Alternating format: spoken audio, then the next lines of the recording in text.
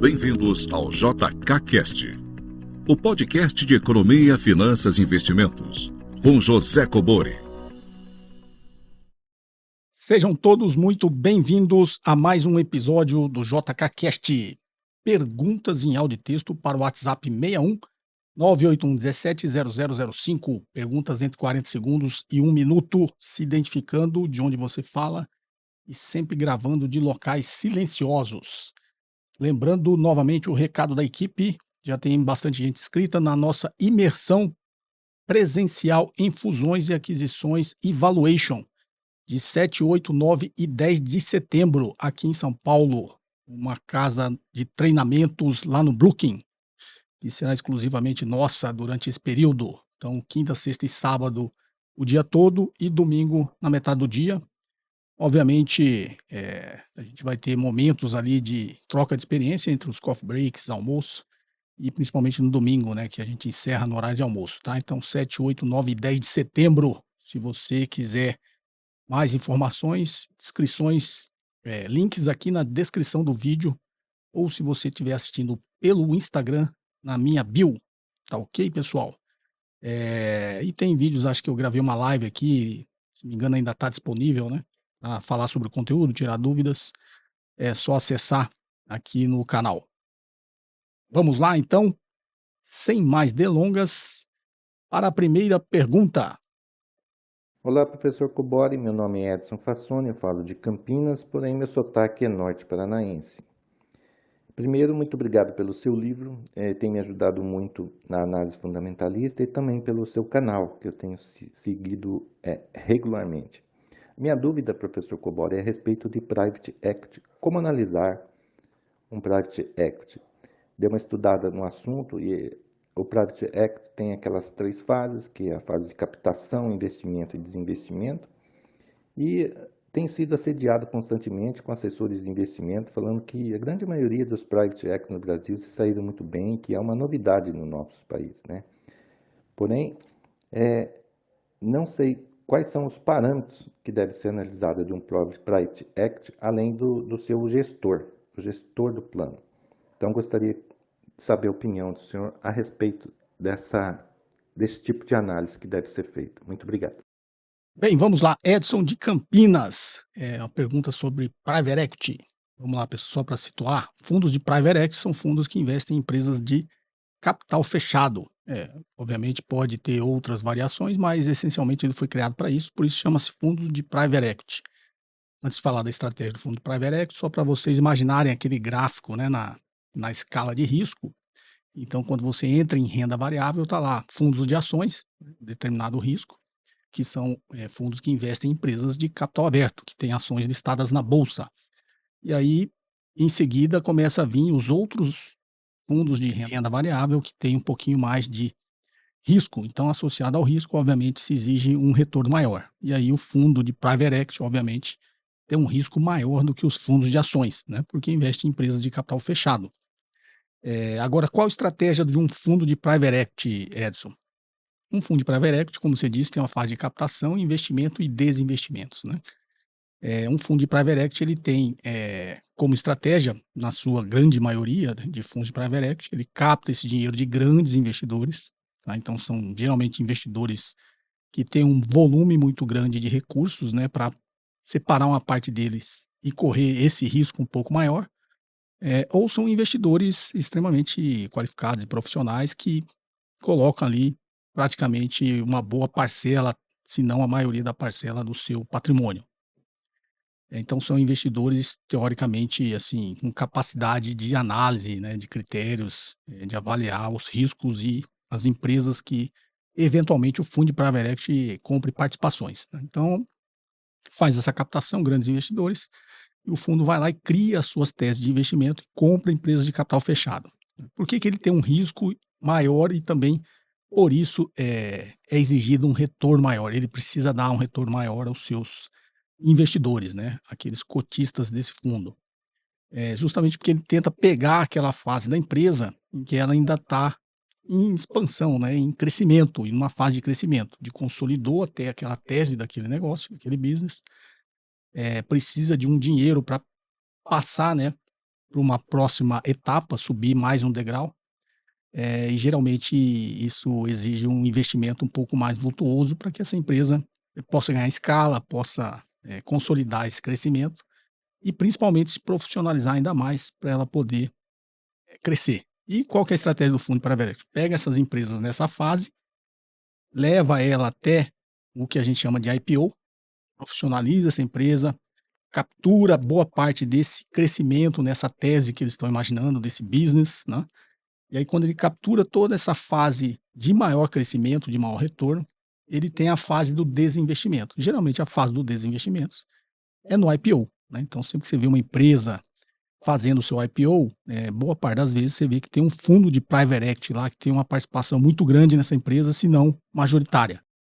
Então, essa é a tese, né? Capta dinheiro dos grandes investidores, investe em uma tese de investimentos aqui, leva até a fase de desinvestimento. Por que no IPO? Porque para se desinvestir de uma empresa com uma grande participação, se não toda, né? Sair ser 100% dessa participação, você precisa de demanda, volume de investidores para comprar aquela participação. E geralmente esse volume você encontra no IPO, fazendo uma estratégia de abrir o capital, fazer a sua oferta inicial de ações. Tá? Então, essa é a tese de um fundo de private equity. E aí você fala como avaliar só o gestor quando são investidores que não têm, assim como investidores em fundo de ações, né? Ele até conhece, mas não tem tempo, não quer, e ele confia naquele gestor, né, na capacidade daquele gestor de selecionar os investimentos, de criar as teses de investimentos, e comprar participações nessas empresas e levar até o desinvestimento, no qual o cotista desses fundos, né, vai capturar a fase, digamos assim, mais grossa, né, do crescimento e do retorno, ele acaba confiando, nesse gestor. Geralmente esse gestor, ele tem a confiança desses investidores e quando ele capta, ele já vai atrás, dos investidores que têm, primeiro, um volume grande de capital para investir, tem um patrimônio grande, e por isso pode destinar uma parte desse patrimônio para investir em fundos de private equity, e geralmente ele procura investidores que já conhecem, né, já conhecem o trabalho dele e já são muito próximos, já participaram de outra tese de investimentos. Tanto que você vê que os fundos de private equity mais conhecidos, eles já têm, né, sucesso no mercado de outras teses que eles tocaram, tá? Se você não é esse investidor que pode só confiar no gestor, que é a sua dúvida, né, que mais eu avalio além do gestor? Se você é um investidor com capacidade, né, e critérios para avaliar os investimentos em empresas de capital fechado, o que você precisa como eu sempre explico, até para comprar ações, né, você precisa ser mais criterioso, precisa conhecer aquilo para saber o valor. Então você tem que ter aí esse conhecimento que é um pouquinho mais refinado, né, sempre que você entra, nesse tipo de investimento, de tese de investimento, você tem que ter um conhecimento muito mais profundo, muito mais, aprofundado, né, embasado, não só em conhecimentos teóricos, mas práticos, né, de mercado, de negócios, né, de business. Então você tem que saber avaliar esse mercado. Então, teve um grande fundo de private equity aqui no Brasil, que eu sempre falo, né, que a gente participou dessas teses, que geralmente eles vão consolidar um mercado. Então ele vê uma oportunidade em algum setor, como toda empresa ela, até as pequenas empresas hoje, né, ela tem estratégia de crescer via fusões e aquisições, estratégia de fusões e aquisições, que essas empresas, esses fundos, né, que têm esse volume de capital para tocar alguma tese de investimento eles fazem, ele seleciona qual aquele mercado, aquele setor que tem essa possibilidade de consolidação, ainda é um setor muito, pulverizado, né, não tem um grande player, naquele mercado, então são setores, obviamente, quando você olha o cenário econômico, que tem possibilidade, né, de extrair margem e retorno daquele negócio, daquele setor, e ele vê essa oportunidade em um setor muito pulverizado, ele pode simplesmente criar uma tese, não é simplesmente, né, ele cria uma tese em que ele vai avaliar quais empresas teriam o potencial de ser essa base de crescimento, né, então ele compra aquela empresa ou uma ou 2 empresas, faz aquela que a gente fala fusão, mas geralmente é uma aquisição, né, você faz a aquisição de 2, 3 empresas, você consolida aquelas 2, 3 empresas e ela parte para consolidar o mercado como um todo, aí aquela é uma base, aquela empresa ela começa a comprar outras empresas, né, começa a crescer via fusões e aquisições, por quê? Porque tem margem naquele setor e quanto mais você consolida o mercado, mais você extrai margem dela, você ganha escala, né, então é o que a gente chama de sinergia, né, em processo de fusão e aquisições, que inclusive no treinamento da imersão presencial eu ensino fazer cálculo de sinergia, relação de troca de ações, uma série de conhecimentos, porque você aprender fusões e aquisições, na verdade, você está falando desse mercado, né, que é a sua dúvida, você está aprendendo a olhar a empresa com um raio-x, né, um olho ali um pouco mais olhos de águia, né, você consegue ver os detalhes de cada negócio e você consegue calcular essas sinergias. O que que é a sinergia? O todo é maior que a soma das partes, né. Então quando você compra uma outra empresa, você gera sinergia, você basicamente está comprando a receita daquela empresa, a carteira de clientes e receita, e a base de custos, né, o back office você consegue, ganhar escala, porque é diferente você ter um departamento pessoal em cada empresa, você olha para as 10 empresas e tem um departamento pessoal para essas 10 empresas consolidadas, né. Tem um back office, né, você tem um back office, para esse negócio. Já tocamos, tese no setor de educação, no setor de saúde, de medicina diagnóstica por imagem, então a gente consegue enxergar e saber onde é que tira sinergia desse mercado. E a sinergia toda vira margem. Então você tem que ter essa capacidade, ter esse feeling também, né, como é que se constrói essa tese de investimentos, né, como é que o fundo de private equity constrói a sua tese de investimentos. Opa, olha o setor, olha a economia, olha os setores que existem margens maiores a ser praticada, que dão retorno maior sobre um investimento de capital, e aí você vê se esse setor tem oportunidades de consolidação. E aí, para você criar tais investimentos, você tem que conhecer do negócio e do setor, né, de onde é que eu tiro margem desse setor e como é que eu consigo gerar sinergias para ganhar escala, e melhorar esse retorno sobre o capital investido. Então, basicamente é isso. Ou você confia no gestor que ele tem, obviamente, o gestor de fundo tem todo esse conhecimento, ou você é um investidor um pouco mais profissional, né, um pouco mais qualificado, um pouco mais criterioso e com conhecimento para fazer esse tipo de avaliação. Você não só confia no gestor, mas você também pode acompanhar essa tese de perto. E pode, inclusive, decidir se entra ou não no fundo de private equity, a depender da tese que o fundo está tocando. Você pode simplesmente chegar também e falar: não, essa tese é muito boa, mas eu não acredito que esse setor possa dar esse retorno todo mesmo, né, passando por um processo de consolidação. Então essa seria o meu conselho. E fico feliz que você tenha gostado do livro, né. É um livro, assim, bem didático, né, para todo mundo entender, mas ele não é um livro tão aprofundado teoricamente, tá ok? A editora sempre me pede para escrever um livro sobre fusões e aquisições, eu tenho praticamente todo o material, que eu dava aula disso, né, e trabalhei muito tempo com isso, mas ainda me falta tempo para escrever e consolidar esse livro. Mas, no futuro, quem sabe, teremos esse livro aí de fusões e aquisições e valuation, que na realidade hoje ainda é o meu treinamento, né. Quando você pega todo o material de treinamento, apostilas, documentos, todo o material que eu gerei, né, não só como professor, mas como profissional do mercado, eh, tranquilamente dá para fazer um livro, mas precisa de um tempo, né, para organizar e transformar isso, no formato de livro para que ele seja didático, até porque eu não vou colocar um livro que não seja didático para as pessoas entenderem. Então essa é a minha colaboração com você, Edson. Espero que você tenha apreciado e que todos possam ter aproveitado a minha resposta. Vamos lá então à próxima pergunta? Olá, professor Kobori, tudo bem? Primeiramente, gostaria de agradecer ao belo conteúdo e reflexões que você passa em seu canal. Minha pergunta é: como estimar o custo de capital de uma empresa fechada? Porque, com uma aberta, o método mais comum é usarmos o CAPM. E dentro da fórmula temos o beta para estimar o risco. Mas, por exemplo, se for uma empresa de capital fechado, que não tem uma empresa de capital aberta com atividade semelhante, como estimar o risco e, consequentemente, o custo de capital? Júlio, de Lisboa, Portugal. Vamos lá, Júlio. Como o Edson falou, isso tem isso bem explicadinho no livro, né? Inclusive para empresa de capital fechado. E quando eu dou aula sobre avaliação de investimentos ou valuation, a gente fala muito sobre CAPM beta, como eu disse, está no meu livro, está em qualquer material de qualquer treinamento que eu dou, porque isso faz parte da avaliação da empresa, né? E lá eu ensino como você fazer esses cálculos, né, já que a teoria, nos ajuda, o arcabouço teórico nos ajuda a fazer a avaliação de qualquer empresa, não só de empresa de capital aberto. Empresa de capital aberto, como o próprio nome diz, tem ações listadas na bolsa e o histórico lá mesmo vai formar o seu beta. Qual que é o problema? O beta é estatístico. E no meu livro, no apêndice, eu ensino como você ajustar o beta ao risco financeiro da empresa, né? Que na realidade é o que determina realmente o risco, né? As empresas têm, eu sempre falo, vou tomar muito tempo aqui, que se uma empresa tem um risco similar à outra, né, e ela tem as 3 magnitudes que a gente chama alavancagem operacional, né, ciclicidade, ela tem 3 as magnitudes, né, do negócio são muito semelhantes, o que vai justificar a diferença de risco de uma para outra é o que a gente chama de alavancagem financeira, ou seja, a estrutura de capital da empresa, que traduzindo é o risco financeiro.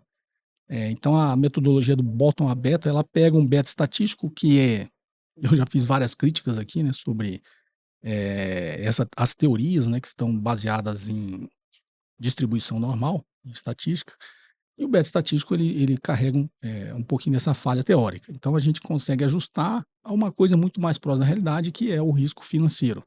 A metodologia chama bottom a beta.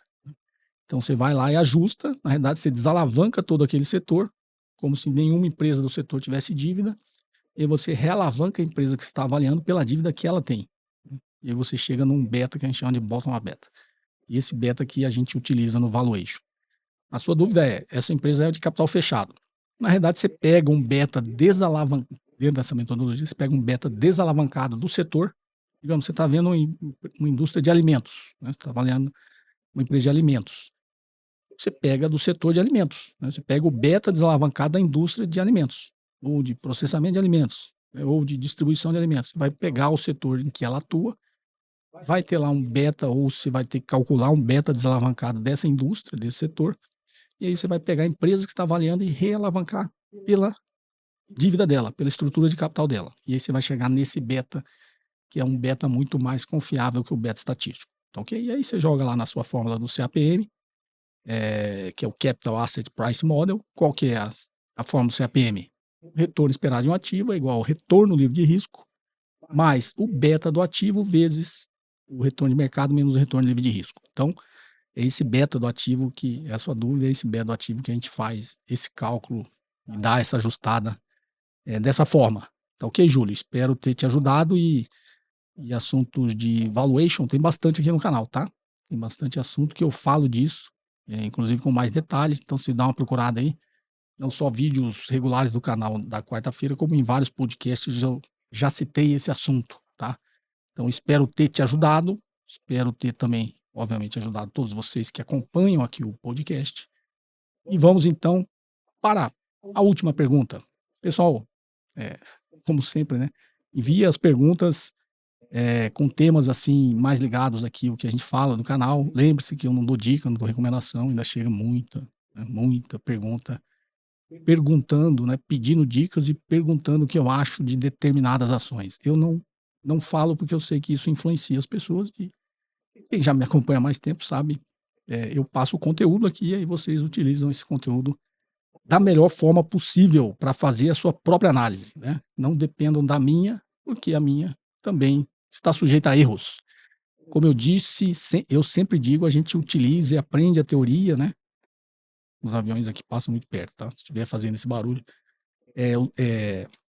a gente sempre utiliza, aprende bastante, adquire bastante conhecimento, utiliza a teoria, utiliza o arcabouço teórico. Não é porque a gente vai acertar, é porque a gente vai errar menos, tá? Então todo mundo vai errar, todo mundo está sujeito a erro, só que você está estudando, né? Está aplicando os seus conhecimentos para errar menos que o outro, tá? Mas eventualmente você vai errar. Então, na realidade, quem tem sucesso em não só em investimentos, né, em qualquer área da vida, é aquele que erra menos, né? Não é aquele que acerta tudo, porque ninguém acerta tudo. Tá joia? Então, por isso que eu falo. Não falo porque às vezes eu também estou com uma avaliação não equivocada, mas estou superestimando algum tipo de variável, né? Estou sendo mais otimista do que o necessário. É o que a gente sempre tenta, né? Tentar ser menos otimista e mais realista. Isso não quer dizer ser pessimista, né? Mas todos nós estamos sujeitos, em algum momento, a acreditar numa tese que, eventualmente, lá no futuro não vai dar certo. Então, todos estamos sujeitos a erros. Não quero que ninguém siga o que eu faço, né? Quero que as pessoas passem o conteúdo aqui para as pessoas, sei lá, ter o conhecimento que eu tenho para poder fazer as suas próprias escolhas, né? Se existisse um Cobori igualzinho do meu lado, não iria fazer as mesmas escolhas que eu faço. Cada um tem sua própria experiência, tem seus próprios conhecimentos e tem o seu próprio feeling, né? Sua própria intuição. Então, conteúdo é aqui no canal, conteúdo para você utilizar da melhor forma possível e conteúdo para você não precisar seguir recomendação e dica de ninguém. Apenas a sua, embasada, para você errar menos. Então vamos aqui então a última. Comecei a falar isso por causa das perguntas, né? Tem muita pergunta que vem que, infelizmente, não são aproveitáveis aqui no podcast, tá? Bom dia, professor Kobori. Obrigado pela oportunidade de formular perguntas aqui. Muito se comenta que para achar o valor atual de uma empresa é só pegar os fluxos de caixas dos exercícios futuros e trazê-los todos a valor presente, aplicando-se as devidas taxas de juros relativas aos respectivos períodos de tempo. Mas como avaliar de forma minimamente confiável as entradas de caixa que a empresa terá nos anos futuros? É por pura imitação do passado histórico, usando percentual de crescimento estimado, ou há outros métodos e técnicas mais elaborados? Forte abraço, professor Jorge de Santos, São Paulo. Jorge, só um ajuste aqui na sua pergunta, né? Quando você fala trazer valor presente pelas respectivas taxas de juros, não são taxas de juros, tá? Taxa de juros a gente usa para avaliar ativos de renda fixa, títulos de dívida, né? Debêntures, crédito privado, qualquer coisa que se relacione a dívida, né? Que tem taxas de juros ali contratadas na emissão daquela dívida, você usa a taxa de juros, tá? Quando a gente está falando de avaliação de empresas, a gente usa o risco, né? Você traz o fluxo de caixa que você projetou no futuro a valor presente pelo risco da empresa e o risco está traduzido pelo seu custo de capital, né? Que é o custo de oportunidade, né? Do investimento em ativos empresariais, tá ok? Então, só fazendo esse ajuste, a gente traz tudo a valor presente pelo custo de capital, porque é o risco que está expresso em ativos de renda variável, né? Diferente, como eu expliquei, dos ativos de renda fixa. Então vamos lá. Como é? Você está assim, meio que um chute. Como é que eu estimo isso? Eu só olho para o passado? Não. A gente olha para o passado porque você tem um histórico da empresa e ele pelo menos te sinaliza a capacidade que essa empresa tem de gerar caixa. Você olha o histórico dela, se é uma empresa que vem constantemente gerando caixa, né, de uma forma estável, que é difícil, né, mas tem empresas em setores mais maduros que têm geração de caixa estável.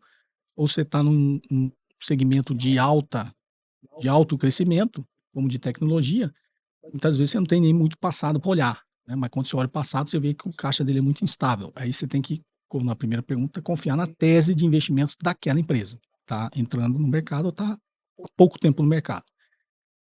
Então, a projeção que você faz, você usa o passado, né, para te dar pelo menos uma base de qual a capacidade que essa empresa tem de gerar caixa.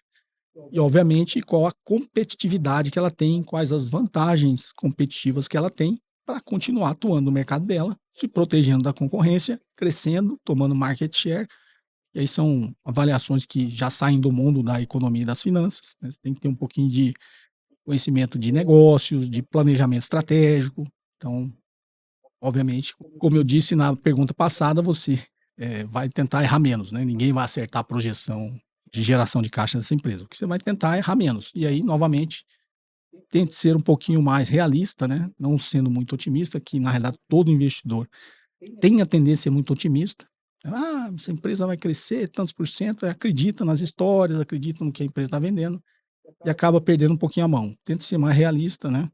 Olhe os ciclos econômicos, olhe o ambiente macroeconômico, quais as projeções, você tem que usar dados econômicos e financeiros, você tem que fazer uma série de ajustes para você conseguir projetar uma geração de caixa futuro com todos os indicadores econômicos e financeiros, com toda a teoria de finanças, com toda a teoria do valuation, e você tem que conhecer de negócios, vantagem competitiva, planejamento estratégico, para você tentar errar menos, né? Você vai tentar errar menos do que os outros. Então, de repente, muito entusiasmados. Então, a projeção é sempre uma coisa, em algum momento, subjetiva e arbitrária.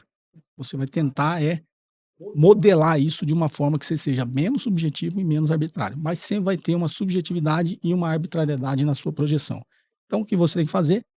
Tente errar menos. E você só consegue tentar errar menos com mais conhecimento. Não só do arcabouço teórico, mas um pouquinho aí da sua intuição do negócio, do setor, daquela tese de investimentos. Tá ok? Espero ter te ajudado. São sempre assuntos bastante interessantes, né, que vocês gostam, sobre valuation, avaliação de empresas. E essa seria a minha colaboração de hoje.